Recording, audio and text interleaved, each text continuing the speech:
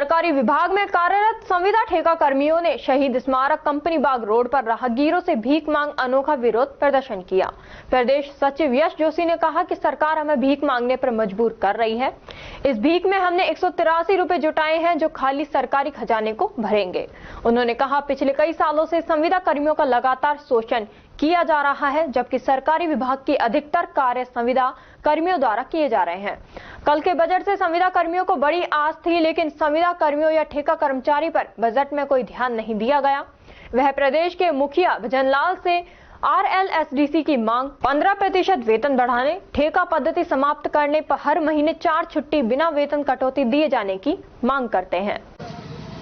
आज हम अलवर जिले के सरकारी विभागों में जितने भी कर्मचारी ठेका पे लगे हुए हैं, ठेका संविदा पे, वो सभी आज एकत्रित होकर आए हैं कि कल जो बजट था वो पूर्णतः निराशापूर्वकजनक रहा, जिसमें राजस्थान सरकार ने संविदा पे लगे हुए कर्मचारी, ठेके कर्मचारियों के लिए कुछ भी नहीं दिया है।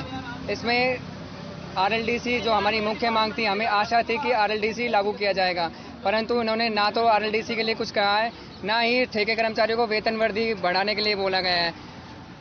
सरकारी कर्मचारियों के लिए तो सरकार काफ़ी चीज़ कर रही है, किंतु जो ठेके पे लगे हुए कर्मचारी सरकारी डिपार्टमेंट में 85% सरकारी डिपार्टमेंट में संविदा कर्मचारी, ठेके कर्मचारी द्वारा ही कार्य किया जा रहा है।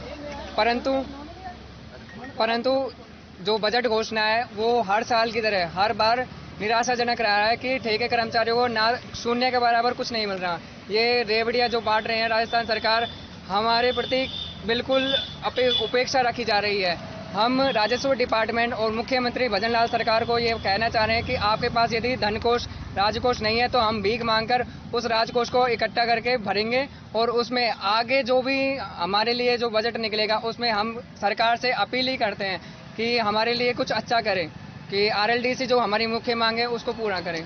क्या मांग है आपकी? आपको पक्का किया जाए या फिर आपकी तनख्वाह बढ़ाई जाए? क्या आपकी मांग क्या है? सर, हमारी मांग ये है कि ठेका जो प्रथा है ये पिछले काफ़ी सालों से चल रहा है।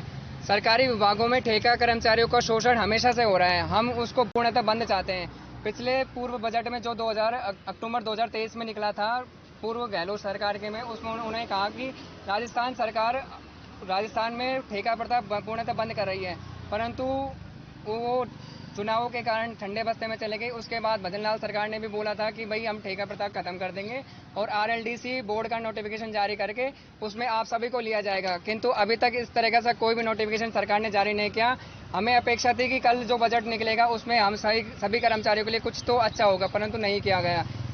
अगर आपकी मांगे पूरी नहीं होती है तो आगे क्या काम किया जाएंगे, क्या कदम उठाएंगे? आगे यदि हमारी मांगे पूरी नहीं होती तो हम 25 जुलाई को जयपुर में शहीद स्मारक हो, चाहे जो भी स्थान है, हम चिन्हित करेंगे। सारे संघ महासंघ इसमें जुड़े हुए हैं, उनके द्वारा 25 जुलाई को हम पूर्णतः कार्य बहिष्कार किया जाएगा। भीख मांगे हुए पैसों को कहाँ जमा करवाओगे आप? भीख मांगकर जो पैसा इकट्ठा होगा हम जिला कलेक्टर महोदय को जमा कराकर मुख्यमंत्री के नाम सौंपेंगे। राजस्थान सरकार ने गत साल ये RSLDC का गठन किया था और उसमें ये RSLDC ये एक संस्था बनाई कि उस संस्था के माध्यम से जो कॉन्ट्रैक्ट के जो कोई प्राइवेट NGOs के माध्यम से या किसी प्लेसमेंट एजेंसी के माध्यम से जो इनको लेते थे, जो इनमें आधा सा पैसा तो इनका कमीशन में चला जाता था, तो उनके लिए ये था कमीशन खोरी बंद हो और राजस्थान सरकार की एक एजेंसी गठित करके वो एजेंसी के माध्यम से कॉन्ट्रैक्ट पे लिए जाएंगे।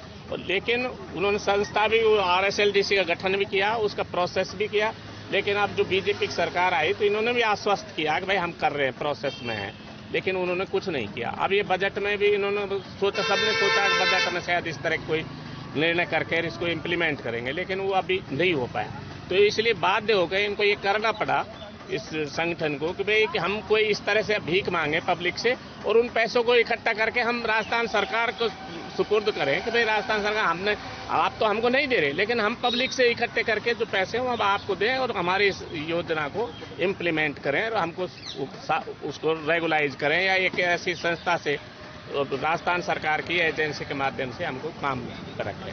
अगर ये चीजें नहीं की जाती हैं तो आगे आप क्या मुहिम रहेगी? यही रहेगी कि भाई पूरे राजस्थान के जो लोग हैं, जो पदाधिकारी हैं, उन सबकी एक मीटिंग तय करके, जैसा कि इन्होंने बताया 25 तारीख का रखा है, तो 25 तारीख को जो मीटिंग होगी उसमें डिसाइड करके कि भाई क्या होगा, उस तरह की जगह के लिए परमिशन भी लेनी पड़ेगी, प्रोसेस होगा, उस प्रोसेस के हिसाब से वो आंदोलन की अलग रूपरेखा तैयार करके एक आगे अग्रिम कार्रवाई करने का निर्णय लिया जाएगा।